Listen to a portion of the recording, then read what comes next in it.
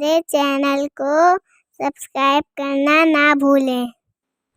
دیکھیے، سب سے پہلے تو یہ جان لینا ضروری ہے کہ روزہ کیا چیز ہے۔ روزہ ایک ایسی عبادت ہے جو انسان کی نفسیاتی تربیت میں اہم کردار ادا کرتی ہے۔ نفس کی طہارت اور اس میں پیدا ہونے والی بیماریوں کی روک تھام اور نیکیوں میں سبقت حاصل کرنے کی طلب روزہ کے بنیادی اوصاف میں سے ہیں۔ ساتھ ہی جسم کے کئی مسائل کا حل بھی ہے، اور طبی ماہرین اس بات کی پشٹی کر چکے ہیں کہ روزہ مذہبی عبادت کے ساتھ ساتھ جسمانی فوائد کا سرچشمہ بھی ہے۔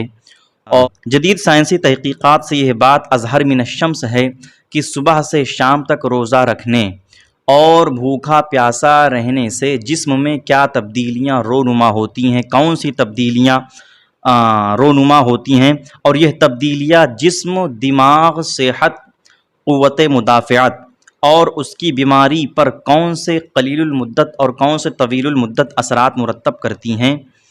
قرآن حکیم میں روزے کی حکمت ان الفاظ میں بیان کی گئی ہے، وَإِن تَصُومُوا خَيْرٌ لَكُمْ إِن كُنتُمْ تَعْلَمُونَ، یعنی تمہارے لیے روزہ رکھنا بہتر ہے اگر تم جانو۔ دراصل یہاں اگر تم جانو سے مراد اس امر کی طرف اشارہ ہے کہ اگر تم علم حیاتیات کو سمجھو، اگر تم علم حیاتیات کو جانو تو تمہارے لیے بہتر ہی ہے کہ تم روزہ رکھو، کیونکہ روزہ اپنے اندر بے شمار روحانی، نفسیاتی اور طبی فوائد کا سرچشمہ ہے۔ حضور نبی کریم صلی اللہ تعالی علیہ وسلم نے روزے کی طبی فوائد نہایت ہی جامع اور بلیغ انداز میں بیان فرمائے ہیں۔ آقائے کائنات فرماتے ہیں صوموا تصحوا، یعنی روزہ رکھو صحت مند ہو جاؤ۔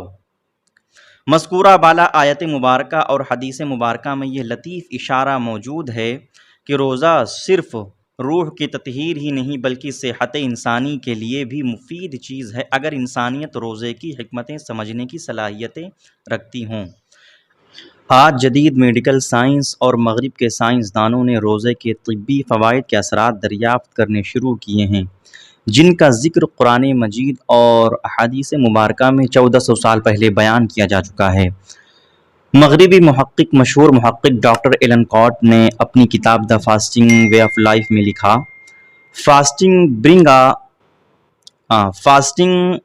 a wholesome psychologist for the digestive tract and central nervous system and normalizes metabolism۔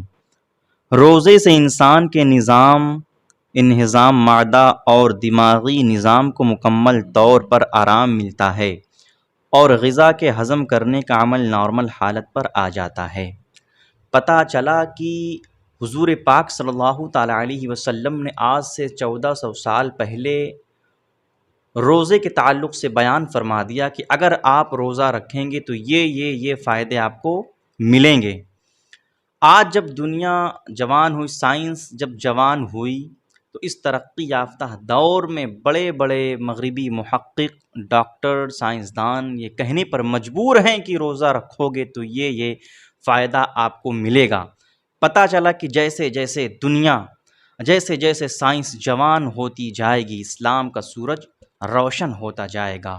علامہ اقبال نے فرمایا تھا، ہم تو مائل بکرم ہیں کوئی سائل ہی نہیں، ہم تو مائل بکرم ہیں کوئی سائل ہی نہیں، راہ دکھلائیں کسے کوئی راہ رو منزل ہی نہیں، راہ دکھلائیں کسے کوئی راہ رو